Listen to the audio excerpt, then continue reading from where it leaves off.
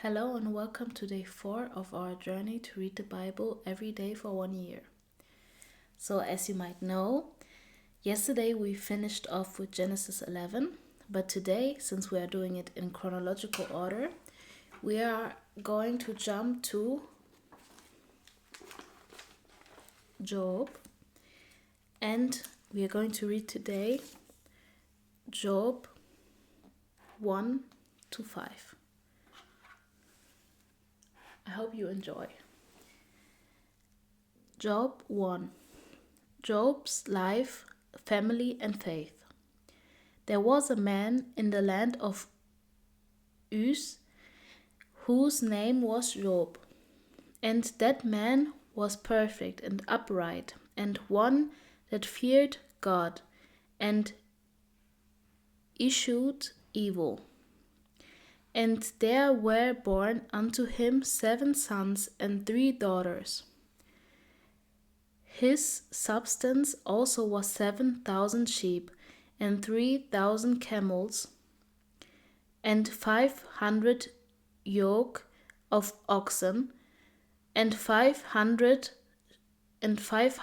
she asses, and a very great household, so that this man was the greatest of all the men of the east. And his sons went and feasted in their houses, every one his day, and sent and called for their 3 sisters to eat, to drink with them. And it was so, when the days of their feasting were gone about, that Job sent and sanctified them, and rose up early in the morning, and offered burnt offerings according to the number of them all. For Job said, "It may be that my sons have sinned, and cursed God in their hearts." Thus did Job continually. Satan asked to test Job. Now there was a day when the sons of God came to present themselves before the Lord, and Satan came also among them. And the Lord said unto Satan, "Whence comest thou?" Then Satan answered the Lord and said, "From going to and fro in the earth, and from walking up and down in it." And the Lord said unto Satan, "Hast thou considered my servant Job, that there is none like him in the earth, a perfect and an upright man, one that feareth God, and escheweth evil?" Then Satan answered the Lord and said, "Doth Job fear God for naught? Hast not thou made an hedge about him, and about his house, and about all that he hath on every side? Thou hast blessed the earth, the work of his hands, and all that, and his substance is increased in the land. But put forth thine hand now, and touch all that he hath, and he will curse thee to thy face." And the Lord said unto Satan, "Behold, all that he hath is in thy power. Only upon himself put not forth thine hand." So Satan went forth from the presence of the Lord. Job loses his family and wealth. And there was a day when his sons and his daughters were eating and drinking wine in their eldest brother's house. And there came a messenger unto Job, and said, The oxen were plowing, and the asses feeding beside them. And the Sabines fell upon them, and took them away. Yea, they have slain the servants with the edge of the sword. And I only am escaped alone to tell thee. While he was yet speaking, there came also another and said, The fire of God is fallen from heaven, and hath burnt up the sheep and the servants, and consumed them, and I only am escaped alone to tell thee. While he was yet speaking, there came also another and said, The Chaldeans made out 3 bands, and fell upon the camels, and have carried them away, yea, and slain the servants with the edge of the sword, and I only am escaped alone to tell thee. While he was yet speaking, there came also another and said, Thy sons and thy daughters were eating and drinking wine in their eldest brother's house. And behold, there came a great wind from the wilderness, and smote the 4 corners of the house, and it fell upon the young men, and they are dead. And I only am escaped alone to tell thee. Then Job arose, and rent his mantle, and shaved his head, and fell down upon the ground, and worshipped, and said, Naked came I out of my mother's womb, and naked shall I return thither. The Lord gave, and the Lord hath taken away. Blessed be the name of the Lord. In all this Job sinned not, nor charged God foolishly. Job 2.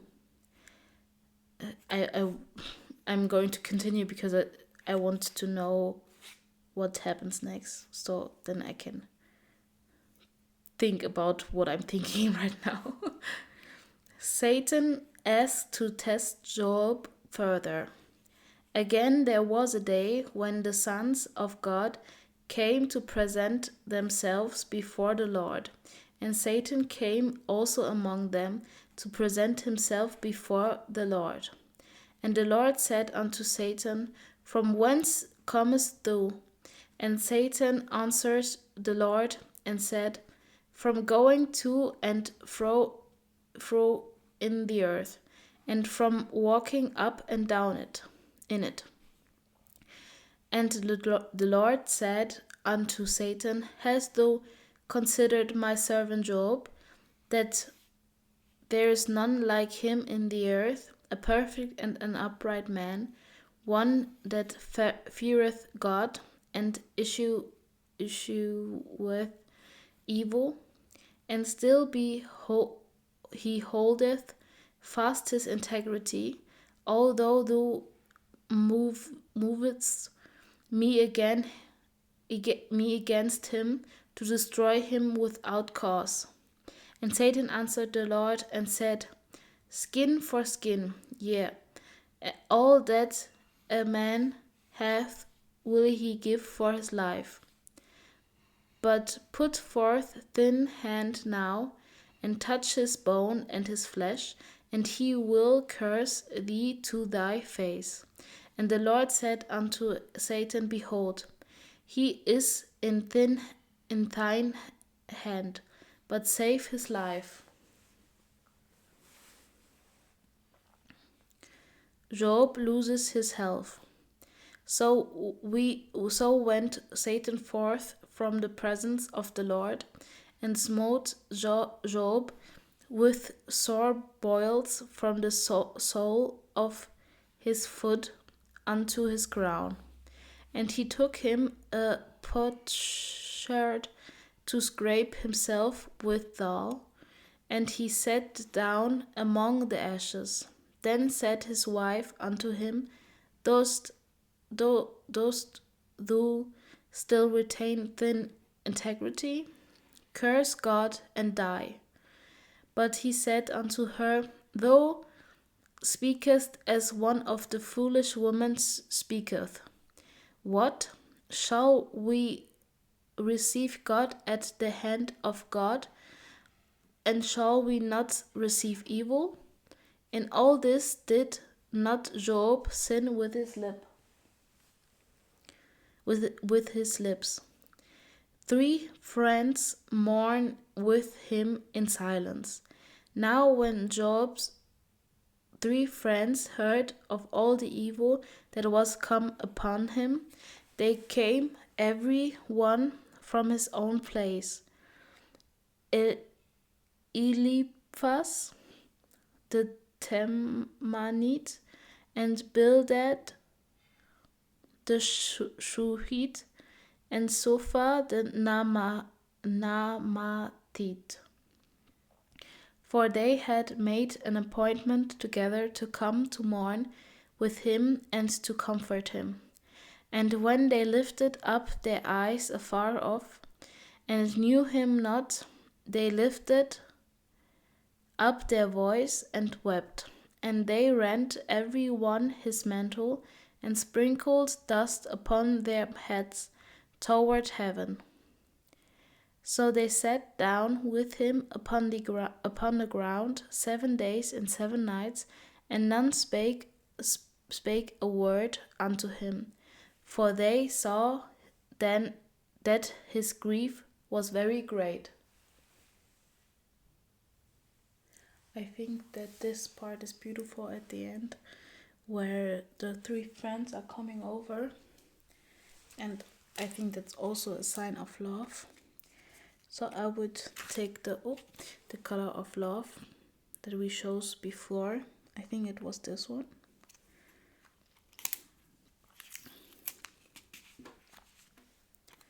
Was it this one? Yeah. For the rest, I don't really know what I want to put there, because I don't have any notes to give right now, because I think that the story isn't over yet, right? Going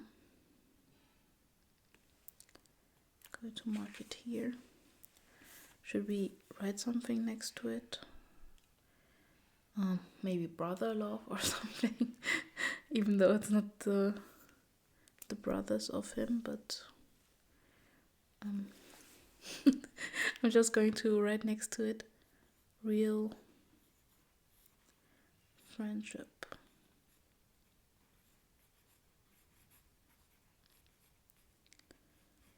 Because is someone really your friend if they're not laying with you on the ground 7 days?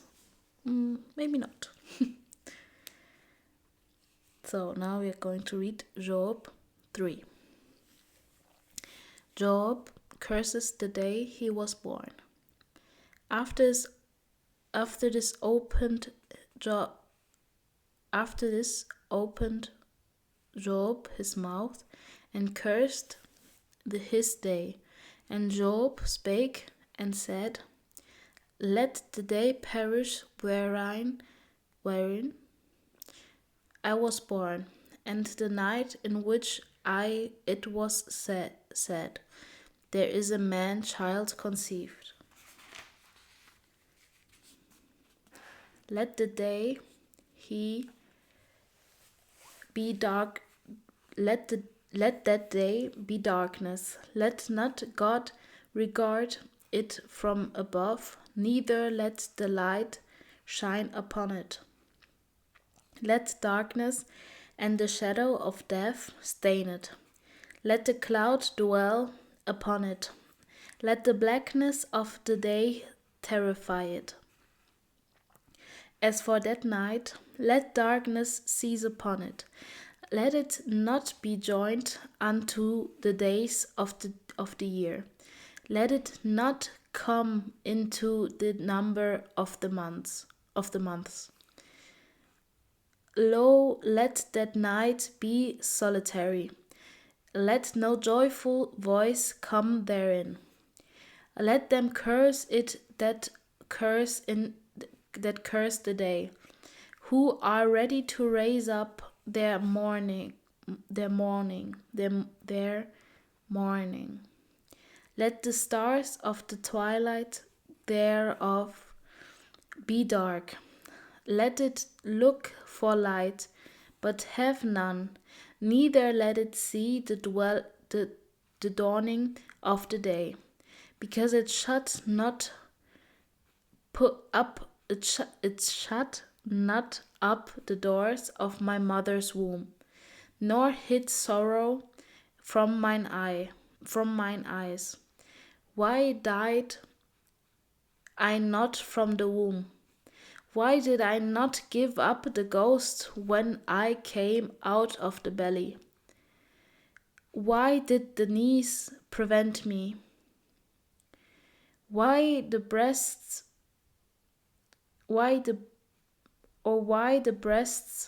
that I should suck? For now should I have lain still and been quiet. I should have slept, then had I been at rest. With kings and counselors of the earth, which built desolate places for themselves, or with princes that had gold, who filled their houses with silver, or as an hidden untimely birth. I had not been, as infants which never saw light. There the wicked cease from troubling, and there the weary be at rest. There the prisoners rest together. They hear not the voice of the oppressor. The small and great are there, and the servant is free from his master. I don't know, that was so sad to read. Like, it really shows that he was really, really, really in pain. Like, he didn't know what he was doing on this planet because he lost everything. And his health also, just as Satan would say. But as you can read here, he never did say, he never said like, God, it's all God's fault. It's just, why was I ever born? And should I mark that? Should I write that down? Yeah, I will write that down. Here the woman said, I don't know what he said unto him. Yeah, here. Don't do in integrity. Curse God.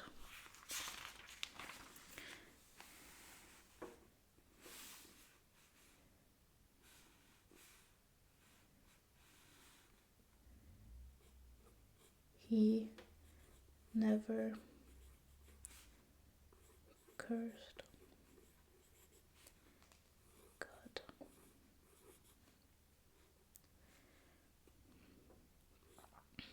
Only reevaluating. Only reevaluating his existence.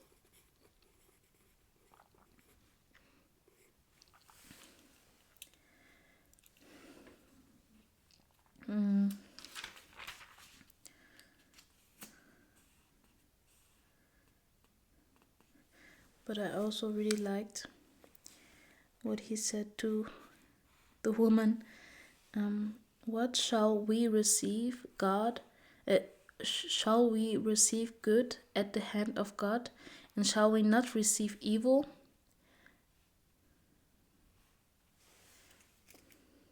Because we have to remember that and it's also a sad thing to think about, because that's also what I always think, that when something good is happening, it's just a matter of time that something bad is happening. And that's a really sad thing, but this is our earth, I would say, because where there is good there is evil. And yeah, shall we receive good at the hand of God, and shall we not receive evil? But for me, this is also a sign of hope. What we marked in yellow last time. Because where there is evil, there is good, and where there is good, there is evil. And it's also a sign that God is still out there, even when bad things are happening. They are still going to be days where something good is happening, thanks to God, and something bad is happening, thanks to, well, our earth, I guess. Where there is good, there is evil.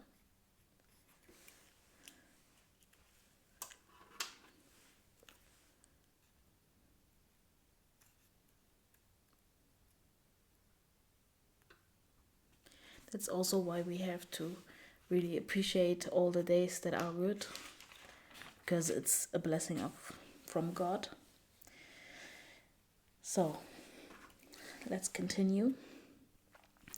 Job, why live a life of anguish? Wherefore is light given to him that is in misery, and life unto the bitter in soul, which long for death, but it cometh not, and dig for it more than for hid treasures, which rejoice exceedingly, and are glad when they can find the grave. Why is light given to a man whose way is hid, and whom God hath hedged in? For my sighing cometh before I eat, and my roarings are poured out like the waters. For the thing which I greatly feared is come upon me, and that which I was afraid of is come unto me. I was not in safety, neither had I rest, neither was I quiet, yet trouble came.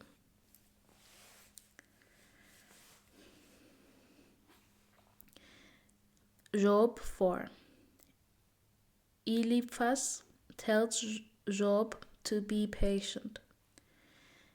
Then Eliphaz, the Temanite, answered and said, If we essay to commune with thee, wilt thou be grieved? But who can withhold himself from speaking? Behold, thou hast instructed many, and thou hast strengthened the weak hands. Thy words have upholden him. that was falling, and thou hast strengthened the feeble knees. But now it is come upon thee, and thou faintest, it toucheth thee, and thou art troubled. Is not this thy fear, thy confidence, thy hope, and the uprightness of thy ways? Eliphaz, only evil people suffer. Remember, I pray thee, whoever perished being innocent, or where the righteous cut off. Even as I have seen they that plough iniquity and sow wickedness reap the same. By the blast of God they perish, and by the breath of his nostrils are they consumed. The roaring of the lion, and the voice of the fierce lion, and the teeth of the young lions are broken. The old lion perisheth for lack of prey, and the stout lion's whelps are scattered abroad. Eliphaz, purity before God is impossible. Now a thing was secretly brought to me, and mine ear received a little thereof. In thoughts from the visions of the night, when deep sleep falleth on men, fear came upon me, and trembling which made all my bones to shake. Then a spirit passed before my face, the hair of my flesh stood up. It stood still, but I could not discern the form thereof. An image was before mine eyes. There was silence, and I heard a voice saying, Shall mortal man be more just than God? Shall a man be more pure than his Maker? Behold, he put no trust in his servants, and his angels he charged with folly. How much less in them that dwell in houses of clay, whose foundation is in the dust, which are crushed before the moth. They are destroyed from morning to evening. They perish for every without any regarding it. Doth not their excellency which is in them go away? They die even without wisdom.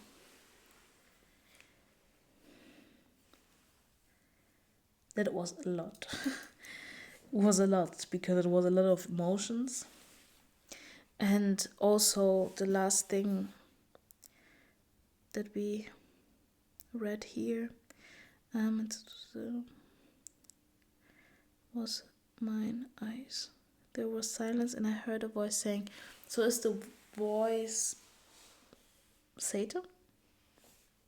Because it must be Satan, right? Or am I misinterpreting right now? We have to look that up after. But beyond him shall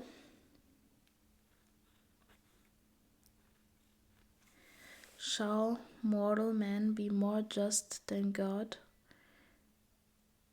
Shall a man be more pure than his Maker?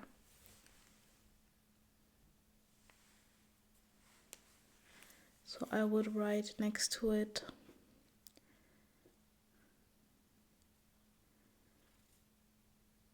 is Satan afraid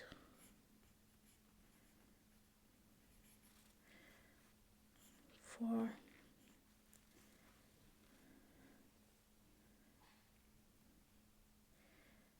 is Satan afraid? No, not 4.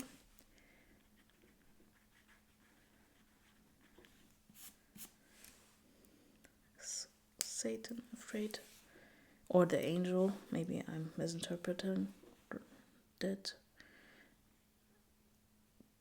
verse, but is Satan afraid of humans?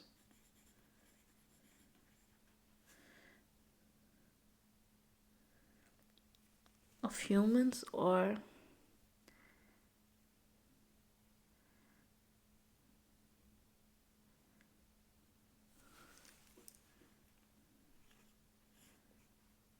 of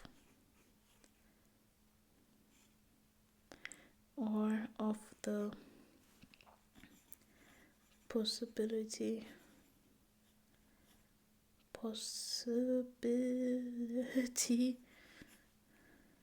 or of the possibility that they could surpass God. Because it sounds like he's saying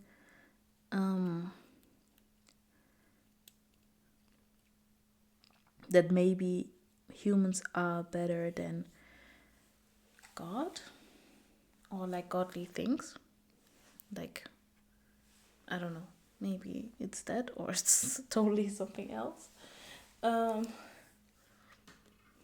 it could also be that he's afraid that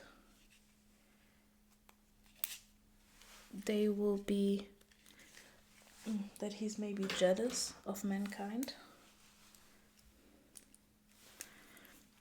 or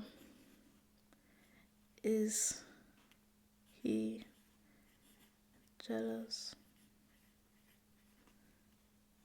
of mankind?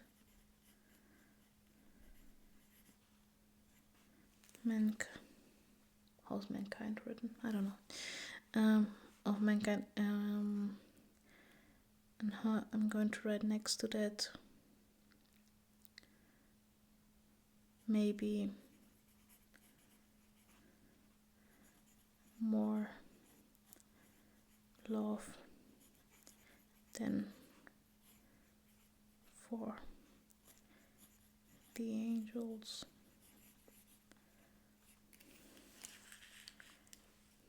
And I'm going to mark that in this red color, since I want to keep this one for evil. Well, for Satan, right?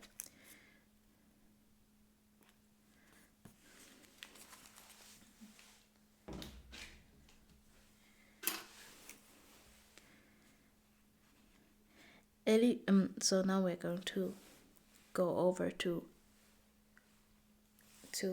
Eliphaz, to Job 5. Eliphaz, seek God's help. Call now, if there be any that will answer thee, and to which of the saints wilt thou turn? For wrath killeth the foolish man, and envy slayeth the silly one. I have seen the foolish taking root, but suddenly I cursed his habitation. His children are far from safety, and they are crushed in the gate, neither is there any to deliver them. Whose harvest the hungry eateth up, and taketh it even out of the thorns, and the robber swalloweth up their substance. Although affliction cometh not forth of the dust, neither doth trouble spring out of the ground. Yet man is born unto trouble, as the as the sparks fly upward. I would seek unto God, and unto God would I commit my cause, which doeth great things and unsearchable, marvelous things without number, who giveth rain upon the earth, and sendeth waters upon the fields, to send up on high those that be low, that those which mourn may be exalted to safety. He disappointeth the devices of the crafty, so that their hands cannot perform their enterprise.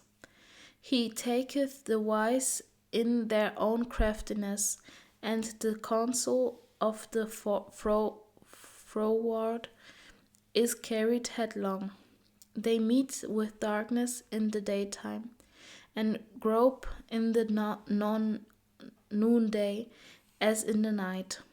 But he saveth the poor from the sword,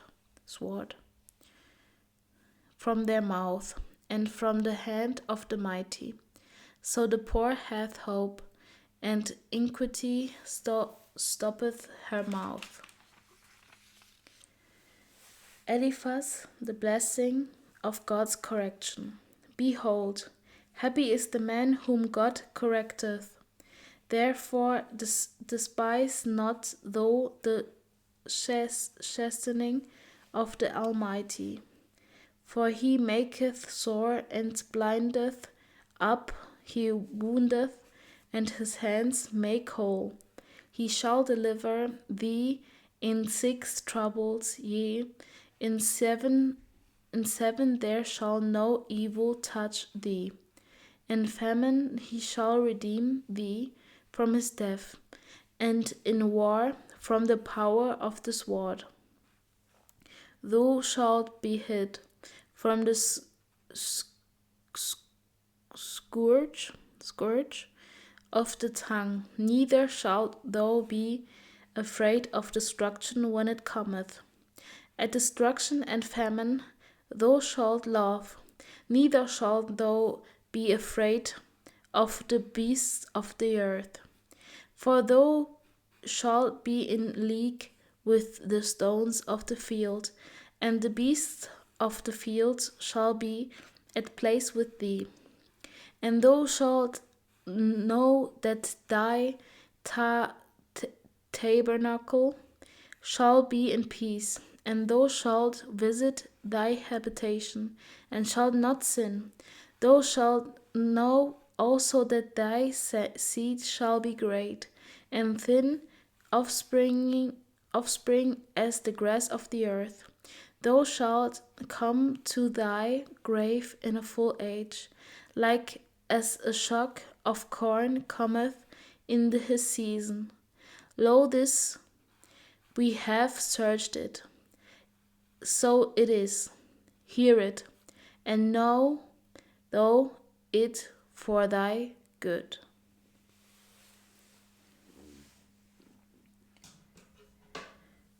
So this was Job 1 to 5. It was a very emotional reading today, I would say, because everything that Job was saying about him not wanting to be, born, I guess, is so sad, but so many people every day go through these thoughts, and so it's great that someone was able, thanks to God's word, to write all that down, his feelings. And it was interesting to see the transition to a happy life, then losing everything, and then losing himself. So it's really something that we can all learn from. And I'm also going to mark the page now for tomorrow. So I hope I see you tomorrow to read the rest of the story. And I hope that you will have a great night, a great day, or whatever you're doing today. So see you tomorrow. Bye.